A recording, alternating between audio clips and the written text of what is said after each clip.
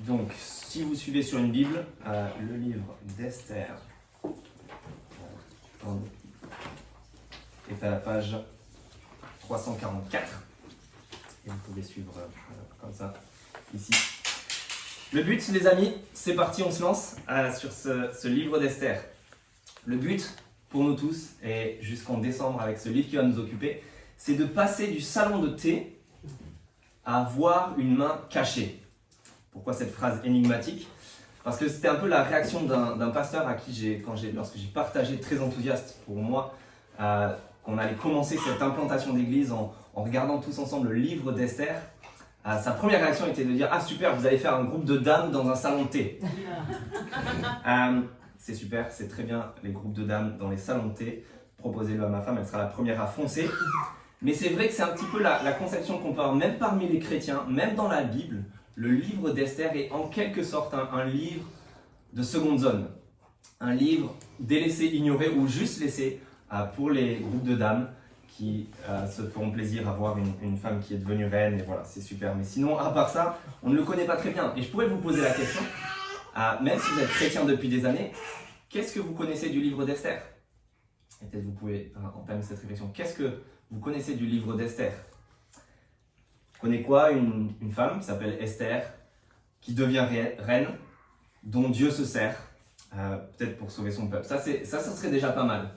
Mais souvent, ça s'arrête là. Mais il y a plus. Il y a plus. Et donc, ce que je vous propose, c'est qu'on passe du salon de thé à découvrir une main cachée. Pourquoi? Parce que dans ce livre, en fait, plus on va le lire, plus on va le découvrir ensemble, plus on va y voir petit à petit, en fait, ce qu'il faut qu'on se représente en lisant ce livre, c'est qu'on commence à entrevoir une main qui est cachée. Une main qui est cachée, mais qu'on commence à discerner, à entrevoir. Une main cachée, et cette main, elle est même en train de jouer au dé. Cette main, elle est même en train de jouer au dé. Cette main, je ne vous le cache pas, je vous le donne entre mille, c'est celle de Dieu lui-même. Cette main cachée qui est en train de jouer au dé. On va voir pourquoi. Vous connaissez peut-être cette phrase d'Einstein qui disait que Dieu ne joue pas au dé. Alors, c'était un autre contexte, pas de la loi de la relativité, je ne vais pas du tout m'embarquer là-dedans. Mais ce que nous dit le livre d'Esther, c'est précisément, pour un autre contexte, l'inverse. Le livre d'Esther est en train de nous dire « Dieu adore jouer au dé ». Dieu adore jouer au dé. Vous avez entendu ça dans la lecture que Will a fait tout à l'heure. En fait, il y a un ennemi, Aman, qui s'est engagé dans une partie de dé contre le peuple de Dieu, dans une partie contre le peuple de Dieu. Vous avez vu que tout ce livre est à la base de l'institution de la fête des Purim, et c'est d'après le mot, on a lu, qui était le mot pour, qui veut dire le sort, tout simplement, et ça a donné lieu à cette fête. Le sort parce que, vous l'avez entendu tout à l'heure aussi, Aman, cet ennemi, avait projeté de détruire le peuple de Dieu et avait jeté le sort, le pour savoir à quelle date il allait le faire. Ça, c'est dans le chapitre 9, et dans le chapitre 3, c'est là qu'on voit qu'il fait cela. En fait, il jette le sort avec des dés, et c'était une manière de consulter les divinités. Il a un projet funeste de détruire tout un peuple, les Juifs, peuple de Dieu, et il lance les dés, le sort, pour s'assurer de l'approbation des divinités. Alors, il ne leur pose pas la question de s'il doit le faire ou pas, mais juste la question de la date. Il lance le sort pour savoir la date à laquelle il va réaliser son projet. Et en quelque sorte, il est en train de s'engager dans cette partie avec les divinités de son côté. Et Dieu, et ce qu'on va découvrir, c'est que si lui lance les dés, en quelque sorte, il y a la main cachée de Dieu derrière qui lance les dés aussi et qui dit, Dieu est en train de dire à Aman, tu veux jouer? On va jouer. Et on découvre un Dieu qui est en train de jouer. Et Aman s'engage dans une partie contre lui sans le savoir. Et en réalité, ça intervient au chapitre 3 du livre d'Esther. Et on va le voir. Ce qu'on découvre, c'est que si cette main cachée est en train de jouer au dé, s'engager dans cette partie, Dieu lui-même, en fait, il n'est pas juste en train de le faire en réaction. Il est en train de le faire déjà au chapitre 2. Dieu est en train de placer ses pions. Et on verra même qu'au chapitre 1, c'est lui qui est en train, en quelque sorte, d'initier la partie. Donc ce Dieu a même initié la partie dans le livre d'Esther. Il est en train de la gérer de bout en bout. Et il mène cette partie face à son ennemi Aman. Jusqu'à ce qu'on verra au chapitre 6, le fan club ennemi, la famille d'Aman, qui est l'ennemi du peuple, qui font un aveu terrible et qui disent à Aman, si tu t'es engagé, je vais le lire pour nous, le prenez pas, mais Ils lui disent, lui il expose point par point à sa femme Zeresh tout ce qui lui est arrivé et ses conseillers. Et sa femme Zeresh lui dit, si ce Mardoché devant lequel tu as entamé ta déchéance est un juif, traduisez dans le livre d'Esther, est un membre du peuple de ce Dieu qu'on est en train de découvrir, alors tu ne pourras rien faire contre lui, tu ne pourras que perdre la partie contre lui, Mardoché dans le livre, mais en fait derrière c'est contre Dieu lui-même, tu ne pourras que perdre la partie contre lui. Voilà ce qu'on va voir dans ce livre, et ce que je vous invite à découvrir, c'est cette main cachée de Dieu qui est dans une partie D, et plus précisément, et ça va nous occuper lors de notre survol, on va découvrir tout au long de ce livre 2 caractéristiques de cette main et 2 actions qu'elle est en train d'entreprendre. Les 2 caractéristiques, c'est que c'est une main qui est cachée, et l'autre caractéristique, c'est que c'est une main qui est renversante. Et les 2 actions qu'elle est en train d'entreprendre, c'est le salut de son peuple, et la deuxième action, c'est de révéler sa propre gloire. Cette main, elle est cachée, elle est renversante, et elle sauve son peuple, et elle révèle sa propre gloire. Et si vous voulez le retenir avec un geste, voilà un geste qui vous permet de le retenir peut-être. Vous voyez cette main est là, et vous voyez ce geste, voilà. Vous ne dites pas de parole, mais tout ce geste résume le livre d'Esther. Pourquoi? Parce que ce qu'on aperçoit, c'est la main même cachée de Dieu qui est en train d'agir. Et cette main, elle est renversante, on va le voir, on va en parler. Elle est en train d'établir un complet renversement dans tout le livre. Et donc ce geste permet de tout retenir. Et les 2 choses qui en résultent, c'est le salut d'un peuple et la révélation de la gloire de Dieu. Voilà ce que je vous propose de faire lors de ce survol et tout au long de ce livre, c'est reconnaître cette main cachée et renversante afin de pouvoir participer à son salut et à sa gloire. Reconnaître cette main cachée et renversante, participer à son salut et à sa gloire. On commence avec la première caractéristique de cette main, elle est cachée. Pourquoi? Parce que tout le livre d'Esther nous révèle un Dieu qui est caché. Un Dieu caché. En fait, le livre d'Esther est l'unique livre dans toute la Bible où il n'est pas fait mention une seule fois de Dieu lui-même. Vous lisez tout le livre d'Esther, aucune mention de Dieu. Jamais nommé, jamais cité. Pas une seule fois. C'est le seul livre dans la Bible. Et même, c'est pas seulement Dieu, mais même toute activité religieuse ou qui s'en réfère à Dieu. En fait, on va voir au chapitre 4, quand on va arriver, Mardoché, Esther et tout le peuple s'engage dans un jeûne. Et tout au long de la Bible, le jeûne est associé à la prière, ou le fait de se couvrir d'un sac, de crier à Dieu, etc. Et tout au long de ce chapitre, on voit qu'il se couvre d'un sac, qu'il jeûne pendant 3 jours, etc. Mais jamais il est fait mention une seule fois de la prière. Toute mention d'une activité envers Dieu ou d'une activité religieuse n'est pas fait mention. Dieu semble caché. Et vous lisez le livre d'Esther, contrairement à d'autres livres dans la Bible, aucune œuvre surnaturelle, aucun miracle, aucune chose telle lors de l'Exode. En fait, le nom même d'Esther, qui a donné le nom du livre, pourrait signifier même caché.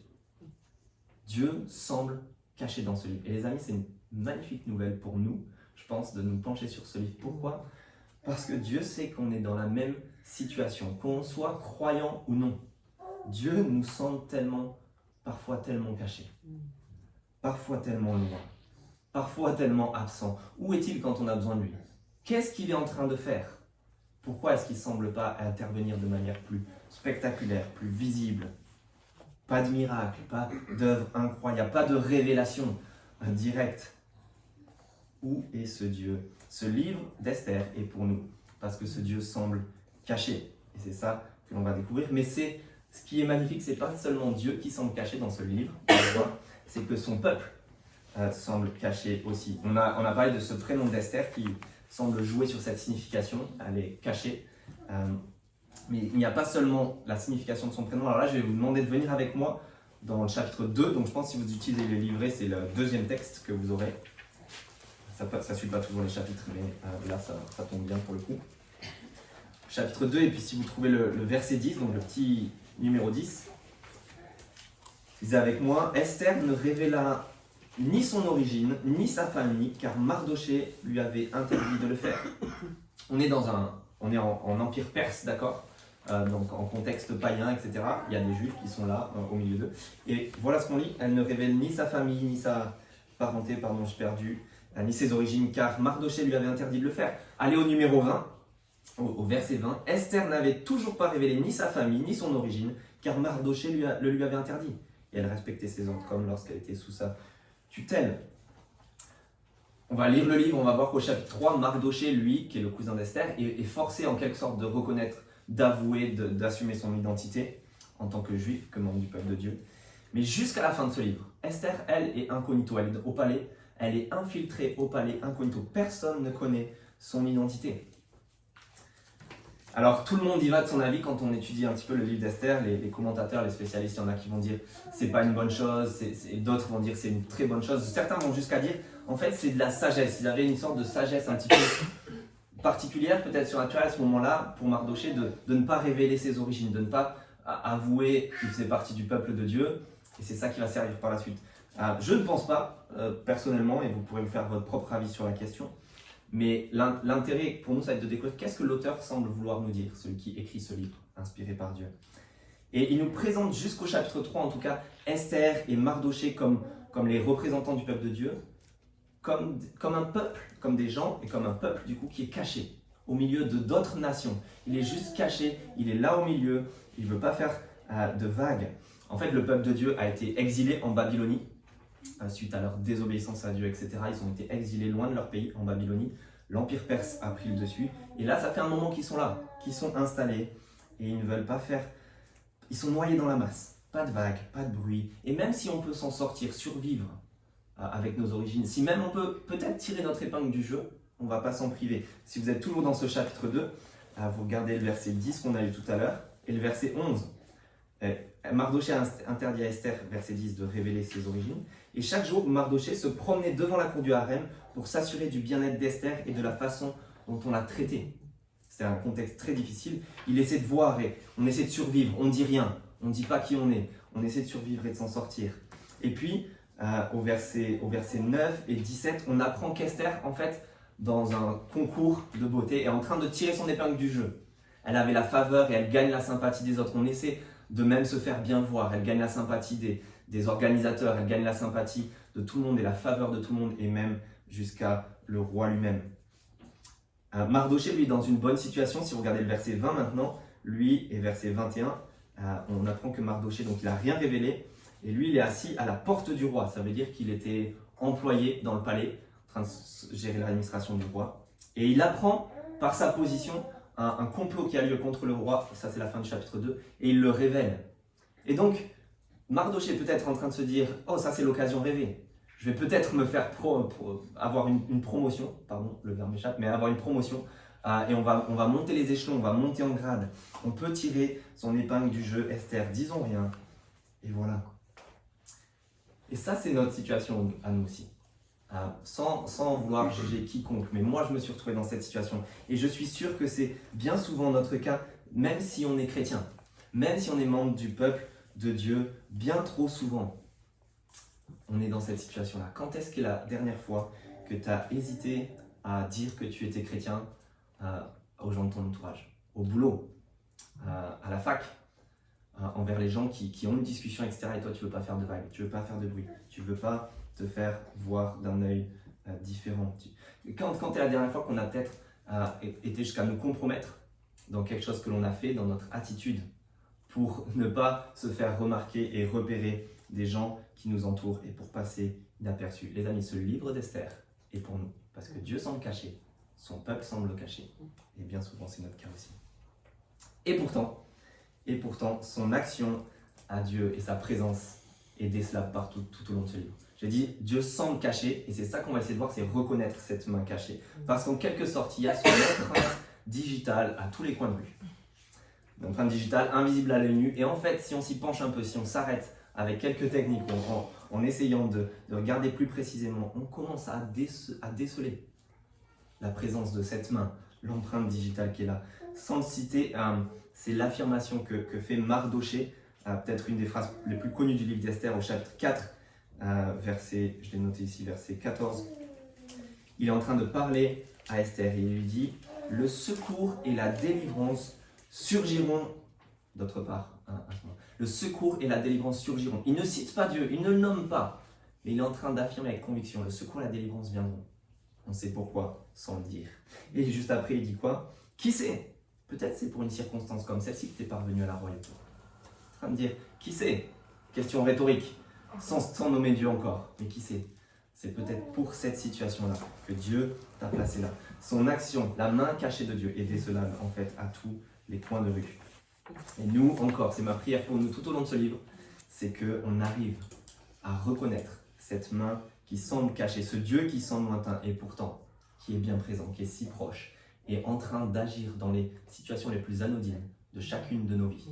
Et qu'on arrive à le voir et à le reconnaître. Sa main cachée est bien à l'œuvre. Ça, c'est pour la main cachée. On va aller un peu plus vite. Si cette main est cachée, elle est aussi renversante. Ce Dieu semble caché, mais il est renversant. Vous vous souvenez du geste? Voilà pourquoi. Un renversement. C'est ce qu'on a tout au long du livre d'Esther. On a lu tout à l'heure où il nous lisait au chapitre 9, verset 22, je vous le recite. Le jour où les Juifs avaient obtenu le repos vis-à-vis de leurs ennemis, le mois où leur tristesse avait été transformée en joie, leur deuil en fête. Vous voyez le renversement? Tristesse, joie, un deuil, on passe à la fête. Il y a un renversement incroyable. Et ça, on le voit. Et venez juste voir ça avec moi dans le cœur du récit. Alors là, je ne sais pas quelle page ça va être, mais c'est au chapitre 5, versets 9 et 14. Si vous avez les Bibles, sinon ce sera au milieu de vos textes. Sinon, je vous le lis.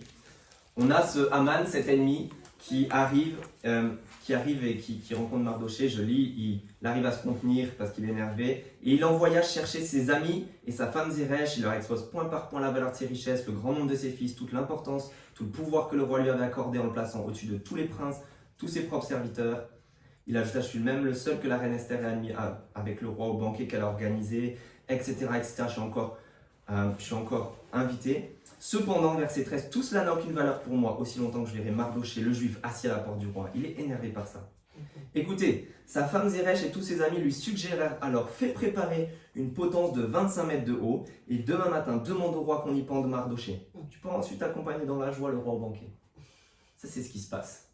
Et ensuite, on arrive au cœur du récit de tout ce livre d'Esther, ce point-là, vous voyez dans mon geste, là, on arrive à ce point où tout bascule. On y est, il se passe quelque chose d'extraordinaire, on y viendra. Et vous regardez à la fin du chapitre 6, verset 13, 12 déjà, Mardoché retourne à la porte du roi. Haman s'empresse de rentrer chez lui dans une attitude de deuil, la tête couverte, lorsqu'il expose point par point, vous vous souvenez, on avait lu ça, à sa femme Zeresh, à tous ses amis, tout ce qui lui était arrivé. On a la même situation, un tout petit peu après. Ses conseillers et sa femme Zeresh lui dirent, si ce Mardoché, ce que j'ai cité tout à l'heure, devant lequel tu entames ta déchéance, est un juif, tu ne pourras rien faire contre lui, tu ne pourras que perdre la partie contre lui. On est dans un aveu. Au début, les amis, la femme, etc. suggèrent une stratégie parce que Haman est élevé, il est bien vu, il y a juste un petit point qui le gêne, etc. Fais ça. Quelques temps après, en fait, tu as entamé ta déchéance, tu vas pouvoir que perdre. Il y a un renversement incroyable. Et ça, c'est cette main qui se passe dans le cœur du récit. On va voir qu'il y a deux catégories de personnes. Il y a ceux qui, comme on vient de le lire pour Haman, qui s'élèvent, ils sont en train de s'élever de façon injuste, complètement, avec un décret injuste, que cette main renversante va abaisser. Et il y a ceux qui sont au début du livre, le peuple de Dieu, opprimé, abaissé, qui se retrouvent maltraités, et que Dieu va prendre avec sa main renversante et va se retrouver en renversant tout, à les élever. Et c'est ce double renversement qu'on a. Et le livre joue dessus, en fait, sur le fait de s'élever, de s'abaisser, d'être élevé, d'être abaissé. On va le constater. Ça, c'est l'action de Dieu dans ce livre d'Esther. Et c'est ce qu'on retrouvera dans l'Évangile, dans la bouche même de Jésus, qui dit « Ceux qui s'abaissent seront élevés, et ceux qui s'élèvent seront abaissés. » En Jésus-Christ, c'est la même chose qui se passe. Les abaissés, ceux qui s'humilient sous cette main de Dieu. Et ça, je prie que ce soit le cas pour nous. Qu'on se place en reconnaissant cette main de Dieu qui agit aujourd'hui dans notre monde. Qu'on se place dessous, qu'on bénéficie de son renversement et qui nous élève à la fin. Et qu'on ne reste pas à s'élever contre Dieu et contre son peuple au point d'être abaissé au jour final. Et ça, c'est ce qu'on va voir. Et ce qu'on va voir avec nos deux dernières choses qui restent. Donc cette main, elle est cachée, elle est renversante, parce qu'elle accomplit deux choses, le salut d'un peuple, et elle révèle sa propre gloire. Le salut d'un peuple, tout d'abord, ça c'est la chose la plus évidente. Vous lisez le livre d'Esther. D'ailleurs, je vous invite, si vous récupérez le livret chez vous, ou même avec une Bible, maintenant qu'on aura fait un rapide survol, prenez le temps peut-être de lire Esther d'une traite, et de voir ces quelques points, si vous en avez l'occasion. Mais ça, c'est ce qu'on voit. Donc quand vous lisez le livre d'Esther, le plus évident, c'est ce salut qui se passe. c'est ce salut qui a lieu. Au chapitre 3, on apprend qu'il y a un décret mortifère de la part d'Aman qui est en train de décréter la perte de tout un peuple, qui écrit partout pour qu'en un seul jour, c'est le jour qu'il a choisi en jetant l'été, vous vous souvenez, en un seul jour qu'on détruise, qu'on extermine ce peuple. Ça, c'est ce qu'il y a. Et le peuple de Dieu est anéanti, il est en train de pleurer. On apprend à la fin de ce chapitre que la ville de Suse, il faut entendre le peuple de Dieu qui était dans cette ville, était plongé dans la consternation, alors qu'Aman et le roi sont en train de boire tranquillement et de s'enivrer au palais. Un peuple qui est dans le deuil, un décret, l'épée au-dessus de leur tête, ils sont juste en sursis, un décret mortifère, ils vont être exterminés.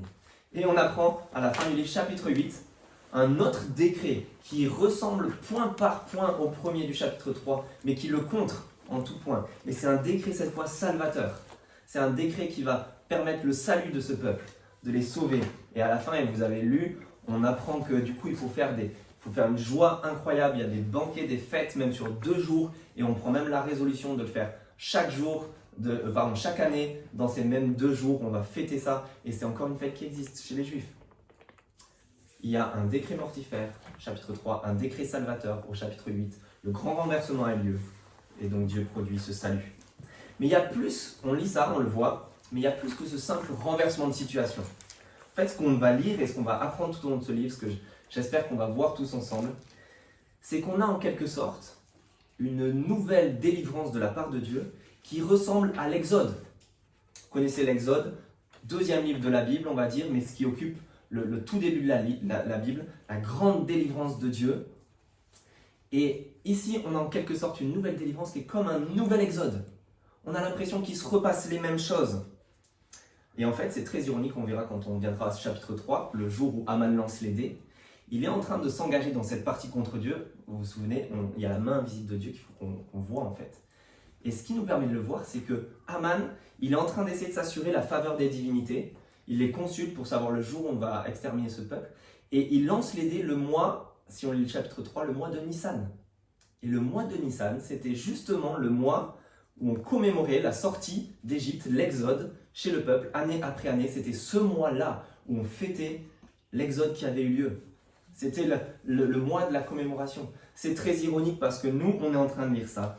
Et on sait qu'Aman, il lance les dés pour exterminer ce peuple. Le mois même où on se souvient que Dieu a délivré son peuple à bras étendus et avec une main forte, nous dit la Bible, de l'Égypte, avec toutes sortes de fléaux et de choses extraordinaires. Et nous, on sait que, on se dit, si on voit cette main cachée, on se dit, il va remettre ça. Ce Dieu va remettre ça.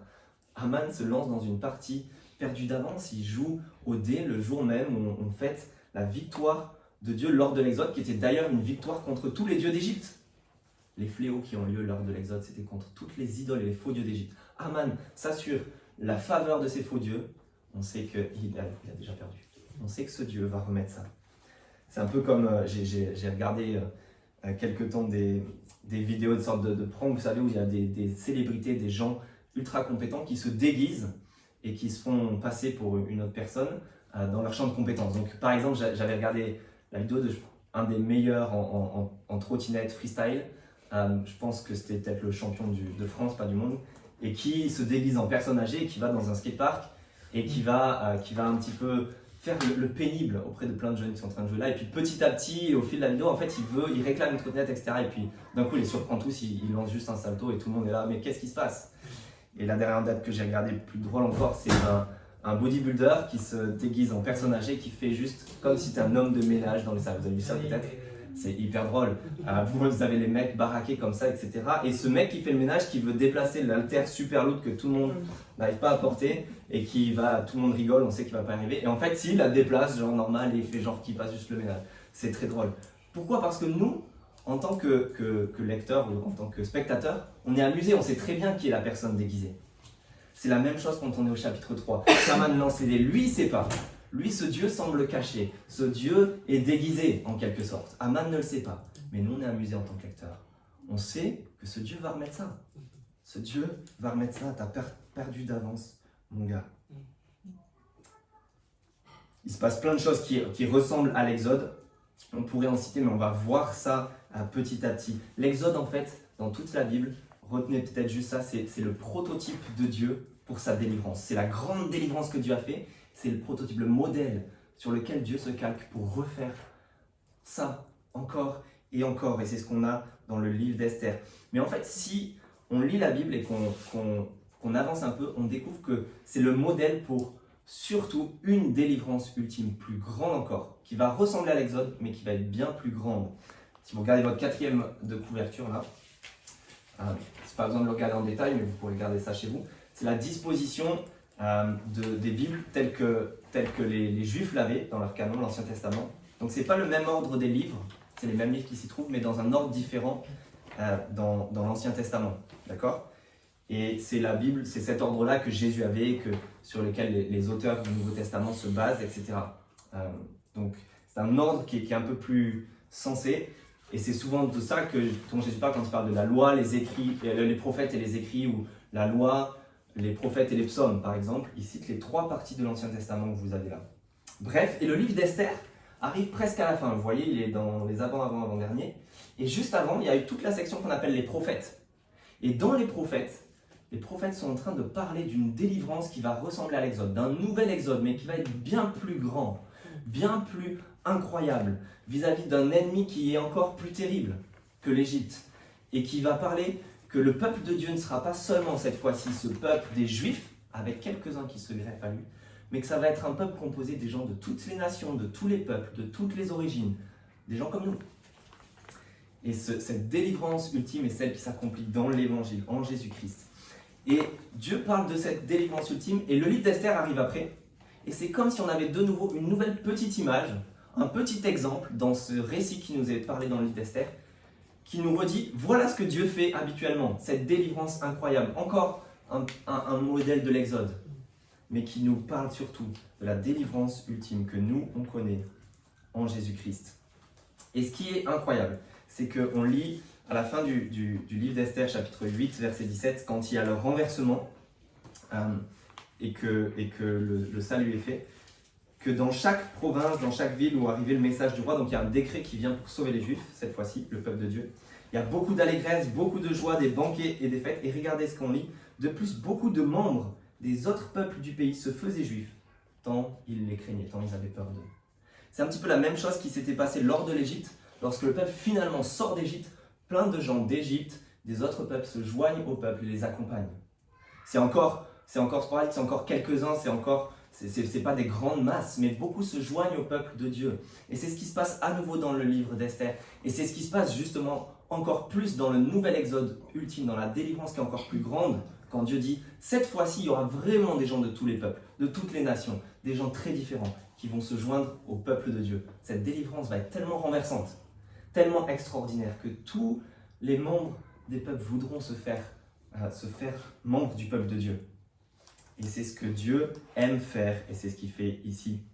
Et c'est pour ça que nous avons dans cette église, et si vous regardez le flyer, si vous vous souvenez du week-end de vision, cela que l'on exprime dans nos 2 raisons, d'accord ? On a une vision, ça on croit que c'est le grand projet de Dieu, cette délivrance ultime, c'est vivre cette réconciliation avec Dieu pour des hommes et des femmes.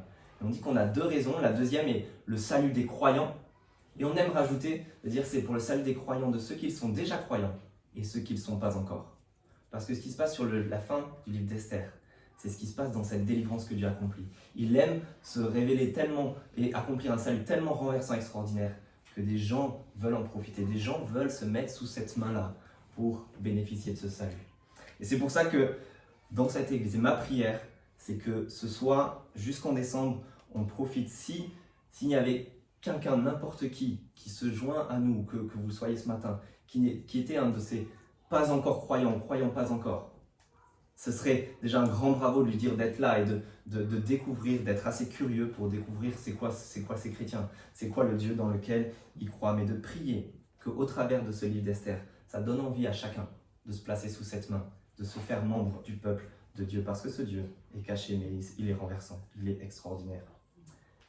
C'est pour ça que dans cette implantation, on a beau être là, ici, on va vouloir être dans un quartier de Bordeaux et se faire connaître. On va vouloir que d'autres, et pas seulement nous, connaissent ce Dieu renversant, connaissent ce salut renversant, cette délivrance extraordinaire. Souvenez-vous, on a dit on est une famille en mission, et j'aimerais lancer cette implantation de cette manière. On est une famille en mission. Si on est bien entre nous, et on va vouloir profiter des temps entre nous, se sentir bien entre nous, on ne veut pas rester que entre nous. On veut être une famille qui s'élargit, une famille qui s'agrandit. On veut que d'autres aient envie de connaître ce Dieu qui accomplit un salut tellement renversant et ne reste pas dans la partie perdue d'avance. C'est pour ça qu'on va prier pour nous tout à l'heure, mais aussi d'autres que l'on peut connaître, des amis qu'on a, etc. Et c'est pour ça aussi que je nous encourage chacun à déjà se considérer, maintenant qu'on s'installe sur Bordeaux, qu'on est présent, à ne pas nous cacher en quelque sorte comme Mardoché et Esther au début du livre, mais à assumer notre appartenance en tant que membre du peuple de Dieu. Et juste de faire connaître de manière très naturelle ce salut qu'on connaît, cette délivrance incroyable qu'on connaît, que d'autres puissent la découvrir. Si Esther et Mardoché se sont cachés au début du livre, ils sont en pleine lumière à la fin. Et en fait, ils ont même été les instruments dans la main cachée de Dieu pour accomplir son salut. Les amis, nous sommes, vous êtes, vous et moi, nous sommes les instruments maintenant de Dieu dans cette main cachée et renversante à Bordeaux. Nous sommes ces instruments dans sa main cachée et renversante à Bordeaux pour accomplir un salut, une délivrance, pour le bien de nombreuses personnes dans cette main. Mais aussi, et dernière chose, si cette main accomplit un salut, une délivrance, elle accomplit aussi la révélation de la gloire de Dieu en quelque sorte. Souvent on s'en arrête là, on lit le livre d'Esther, super, le peuple devait exterminer, il est sauvé, c'est magnifique. Sauf que le décret qui les menace de mort arrive qu'au chapitre 3. Et c'est au chapitre 8 et 9, début, que le peuple est sauvé. Mais sauf qu'il y a 10 chapitres dans le livre d'Esther, il y a chapitre 1 et 2 au début. Pourquoi ? En fait, ce qu'on va voir, c'est que seule cette main n'est pas absente, ni dans les chapitres 1 et 2, ni chapitre 10. Dieu place ses pions, chapitre 2, il est en train d'initier la partie chapitre 1, et puis il se passe encore quelque chose à la fin du chapitre 9 et 10. Pourquoi ? Mais parce que comme lors justement de ce premier exode dont on avait parlé, vous savez, lors de la sortie d'Égypte, le but de Dieu, si vous lisez l'Exode, c'est de faire connaître son nom aux Égyptiens, à son peuple et à toutes les nations qui entendraient parler de cet acte extraordinaire que Dieu vient de faire. En fait, c'est de se révéler. Dieu fait exprès de se révéler à la vue de tous. C'est que cette main cachée devienne bien visible, que tout le monde connaisse ce Dieu. Et c'est exactement ce qui se passe dans le livre d'Esther, même si parfois on peut passer à côté. Si vous lisez le premier chapitre, on verra ça, ce sera la semaine prochaine, mais le premier texte, au chapitre 4, on apprend que le roi Assuérus, qui est le roi Xerxès, qui mène l'empire perse à ce moment, il est en train de mener un festin incroyable, des banquets incroyables, sûrement pour une campagne contre la Grèce qu'il prépare. Il veut recruter tout le monde pour une campagne contre la Grèce, dont il est peut-être question dans le film 300 si vous avez vu ça. Bref, entre parenthèses, moi je ne l'ai pas vu, mais je sais que ça en parle. Et je lis verset 4, chapitre 1, verset 4. Ce roi, Assuérus, Xerxès, il étale la glorieuse richesse de son royaume et l'éclatante splendeur de sa grandeur. Il étale la glorieuse richesse de son royaume et l'éclatante splendeur de sa grandeur. Voilà comment on commence. Un roi qui est l'empire le plus incroyable à cette époque-là, qui fait un festin pour tous les peuples et qui étale sa gloire et sa splendeur. Regardez. Comme c'est beau. Et puis vous regardez tout à la fin du livre, au chapitre 10, on a 3 versets, et on a en fait un écho, vous vous souvenez qu'il y a un grand renversement, tout le livre se répond, et on apprend que le roi Assuérus, soumis à la corvée aussi bien la partie continentale du pays que les îles, tout ce qu'il a accompli par sa puissance et sa force, ainsi que les détails sur le rôle important, regardez qu'il a accordé à Mardoché, donc ce membre du peuple de Dieu. Cela est décrit dans les annales des rois des Mèdes et des Perses, c'est même inscrit dans l'annale de cet empire-là. En effet, le juif Mardoché était l'adjoint du roi Assuérus. Il jouait un rôle important pour les juifs, des membres du peuple de Dieu, et était très apprécié de ses nombreux frères. Il recherchait le bonheur de son peuple et contribua par ses paroles au bien-être de toute sa lignée. Vous voyez, on démarre avec un roi païen qui étale sa gloire et sa splendeur, et on finit avec Dieu qui a élevé un homme, Mardoché, à une position importante et qui s'est révélé, qui a renversé toute chose et qui se révèle maintenant comme le Dieu, et pour se faire connaître à tous les peuples, aux Perses et à tous les autres. Voilà pourquoi on a le salut au milieu de ce livre, mais ce qui encadre, c'est la gloire de Dieu qui est révélée. Cette main cachée qui fait connaître sa gloire. C'est pour ça que dans nos visions, nos 2 raisons sont exactement celles-là. On va vivre cette implantation, suivre le projet de Dieu. Pourquoi ? Pour l'honneur du Dieu glorieux. C'est ça le but. Et comme la deuxième face d'une même pièce, pour le salut des croyants, déjà et pas encore. On veut que ce Dieu soit connu, se fasse connaître, et on veut que beaucoup de gens parviennent à la foi en lui et en Jésus-Christ et soient sauvés. Voilà ce qui nous occupe et voilà ce que Dieu fait. Et pour finir, on va juste finir en... Vous avez peut-être été surpris de vous dire, ouais, dans ce chapitre 10, on finit le livre, mais en fait, Dieu s'est fait connaître comment en plaçant un homme, Mardochée, là, au pouvoir. Ok, est-ce que Dieu est véritablement connu ou c'est juste qu'il y a un homme qui se retrouve bien élevé? En fait, ce qu'on apprend, c'est que Dieu fait ça. Il se révèle en utilisant un homme, et même dans ce livre, c'est un homme et une femme. Esther et Mardochée, les deux jouent un rôle important. On aura tous un rôle important à jouer, les amis, dans ce projet, dans cette implantation.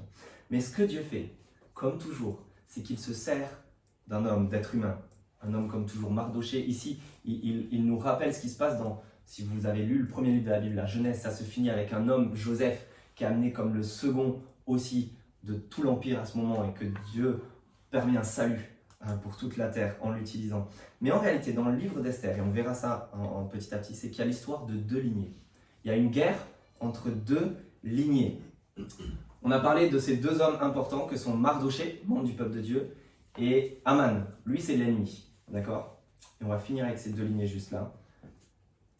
Mardochée, le livre nous spécifie bien précisément qu'il est de la lignée du roi Saül, qui était un grand roi, le premier roi en Israël. D'accord, il est de cette lignée-là. Tandis que Aman, lui, il est la lignée du roi Agag, le roi des Amalécites. Et on apprend en 1 Samuel 15, on ne va pas le prendre, que Saül a été opposé à Agag. Il y avait déjà une guerre entre ces deux lignées. Et là, Aman et Mardochée, dans le livre d'Esther, sont de nouveau. C'est les descendants, ils sont de nouveau. Il y a une guerre qui les oppose. Et Agag, c'était le roi des Amalécites. En fait, ça renvoie encore, quand il y a la guerre avec Saül, on nous renvoie, quand on lit 1 Samuel 15, à l'Exode, de nouveau. Parce que les Amalécites, ce peuple, était celui qui s'était opposé au peuple de Dieu une fois sorti d'Égypte. C'était un peu le peuple ennemi typique qui a vu Dieu opérer sa délivrance. Le peuple est sorti et c'est le peuple, les Amalécites, qui veulent être rebelles, endurcis. Bien que Dieu se soit révélé, on va s'opposer à lui. Et qui fait la guerre au peuple qui a été délivré d'Égypte. On pourrait remonter la lignée, les amis, si on suivait la Bible, en remontant les ancêtres des Amalécites qui sont Ésaü, tandis que les ancêtres des Israélites, c'est Israël qui s'appelle Jacob. Deux frères jumeaux, Ésaü et Jacob, qui se battent déjà dans le ventre de leur mère quand elle est enceinte, dont un attrape le talon de l'autre. On remonterait encore comme ça et on a toujours deux lignées dans le tout début de la Bible, jusqu'à ce qu'on arrive ça nous renvoie à une guerre qui a commencé au tout début. Et je vous lis pour vous, sauf si vous avez une Bible, vous pouvez prendre Genèse 3, chapitre 3, verset 15. Je nous lis juste ça pour terminer. On apprend au tout début, lorsque les premiers hommes et femmes ont péché, sont rebellés contre Dieu, qu'une malédiction vient nous frapper tous. Mais voici ce que Dieu dit au serpent, qui représente ici l'ennemi, Satan lui-même, qu'on ne voit pas. Voici ce qu'il lui dit, Dieu lui dit, « Je mettrai l'hostilité entre toi et la femme, entre ta descendance et sa descendance. Celle-ci, donc la descendance de la femme, va venir t'écraser la tête, et toi, tu lui blesseras le talon. » Les amis, depuis le début de la Bible, on sait qu'il y a une descendance, une lignée qui doit venir opérer un salut renversant, nous sauver tous de la malédiction sous laquelle on est depuis le début, qui n'était pas dans le plan de Dieu, sous laquelle nous sommes tous. Et cette attente se réalise dans la venue d'un roi divin et parfait, dans le Messie, celui qui est Jésus-Christ dans la Bible. Parce que c'est lui qui est la descendance d'une femme, et d'une femme seulement, comme c'était dit là, pas d'une femme et d'un homme, mais d'une femme de manière extraordinaire, miraculeuse, vierge. C'est lui qui a parfaitement rendu visible cette main cachée de Dieu. Parce qu'il était lui-même Dieu, mais qui s'est incarné. Cette main cachée de Dieu est devenue une main qui est devenue charnelle, qui s'est incarnée. C'est lui qui a accompli un salut renversant. Et pas simplement dans le livre extérieurement, il bénéficie d'un salut, il est sauvé. Ce Jésus-Christ, c'est cette main cachée qui est devenue visible, incarnée, et qui a même subi une condamnation en étant cloué sur une croix, en étant pendu à une potence, en subissant le décret du chapitre 3 du livre d'Esther, en subissant le sort d'Aman, l'ennemi lui-même. Ce Jésus-Christ, c'est lui qui a subi ça pour accomplir un salut renversant pour nous. C'est cette main qui a été, parlant de Jésus-Christ, qui a été ressuscité et exalté, qui est en même temps maintenant en train de révéler sa main pour sauver des gens nombreux, pour faire partie de son peuple et les sauver. Alors ça, c'est la main dont on bénéficie, de celui-là, dont toute la Bible nous parle, mais dont le livre d'Esther veut nous parler aussi, et vers lequel il attire notre attention. C'est lui qu'on va parler dans un instant. Pardon, qu'on va prier dans un instant. Pour finir, j'espère juste qu'on est passé du salon de thé à cette main cachée ou qu'on va le faire au cours de cette série sur Esther. Et on va prier, je vous invite, je vais juste prier pour nous avant qu'on passe à la suite. J'aimerais juste vous laisser 2 questions peut-être pour réfléchir sur ce livre d'Esther, pour vous, pour votre réflexion personnelle et également si vous voulez même partager autour du repas ou etc. 2 questions juste qu'on peut se poser. On peut se demander à quel point est-ce qu'on est en train de reconnaître, d'être conscient de la main cachée de Dieu qui est à l'œuvre aujourd'hui, qui travaille dans l'ombre derrière tous les événements anodins de nos vies. Rien d'extraordinaire, mais tous les événements les plus anodins de la vie courante. À quel point est-ce que vous êtes conscient, est-ce que vous reconnaissez cette main cachée à l'œuvre? Et puis la deuxième chose à laquelle on peut réfléchir, c'est à quel point est-ce qu'on croit, peut-être on va être un peu spécifique sur notre projet, notre implantation ici, à quel point est-ce qu'on est conscient, est-ce qu'on croit que cette main cachée est en train d'opérer un salut renversant et glorieux?